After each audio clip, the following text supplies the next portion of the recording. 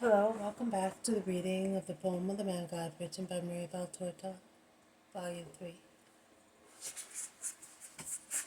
Chapter 339, Part 2, at Hillel's Sepulchre at Giscala. Judas is silent for a little while. Then he takes Jesus' hand and kisses it, remaining bent over it. Last night I exceeded the limit. I insulted you, Master. I told you that I would end up by hating you. How much I blasphemed. Could I ever be forgiven? The greatest sin is to despair of God's mercy, Judas. I said, every sin against the Son of Man will be forgiven. The Son of Man has come to forgive, to save, to cure, to lead souls to heaven. Why do you want to lose heaven? Judas, look at me. Wash your soul in the love emanating from my eyes. Do I not disgust you? Yes, you do, but love is stronger than disgust. Judas, poor leper, the greatest leper in Israel, come and invoke health from him who can give it to you. Give me it, Master. No, not that way. There is no true repentance or firm will in you.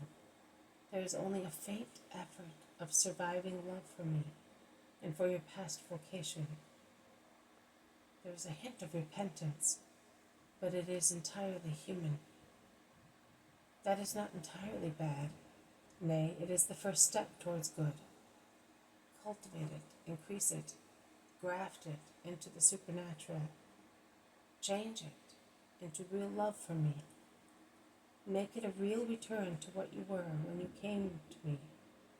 At least that. Make it not a temporary emotion, an active throb of sentimentalism, but a true active feeling attracting you to good. Judas, I will wait. I can wait. I will pray. I will take the place of your disgusted angel while waiting. My pity, patience, and love are perfect, and therefore greater than the pity, patience, and love of angels. And I can remain beside you in the disgusting stench of what is fermenting in your heart in order to help you. Judas is moved. He is really moved. He is not stimulating. He is not simulating. With trembling lips and voice made shaky by his emotion, looking pale, he asks, do you really know what I have done? I know everything, Judas. Do you want me to tell you, or shall I spare you this humiliation? I cannot believe it. Well, let us go over the past few days and tell the incredulous apostle the truth. This morning you lied several times with regard to the money and to where you spent the night. Last night you tried to suffocate in lust your feelings, your hatred, your remorse. That's enough. That's enough. For pity's sake, say no more, or I will run away from your presence. On the contrary, you ought to cling to my knees and ask to be forgiven. Yes, forgive me, Master. Forgive me. Help me. It's stronger than I am. Everything is stronger than I am. Accept the love you ought to have for Jesus. But come here, that I may help you to resist temptation and relieve you of it. And he takes Judas in his arms, shedding silent tears on his dark-haired head. The others, who are a few yards behind, have wisely stopped and comment. See, perhaps Judas is really in trouble. And this morning he has spoken to the Master about it. What a fool. I would have done so straight away. It is probably something painful. Oh, it is certainly not bad behavior of his mother. She is a holy woman. What can be so painful? Perhaps business not doing well. No, he spends and helps people generously. Well, it's his business.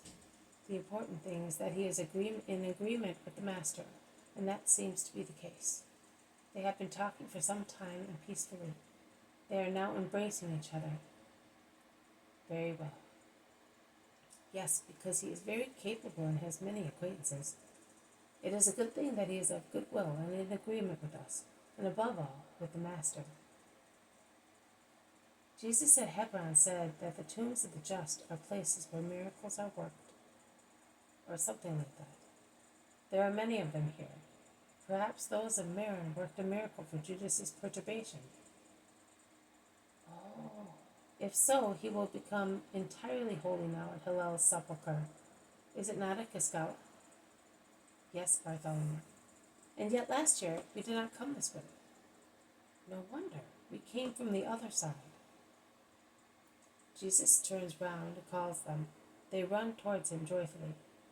Come, the town is close at hand. We must cross it to arrive at Hillel's tomb.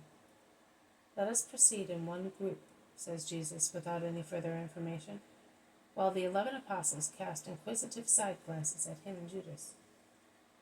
The latter's face looks pacified and humble.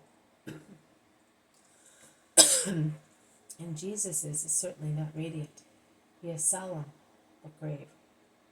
They enter Giscala, a beautiful, large, well-kept town.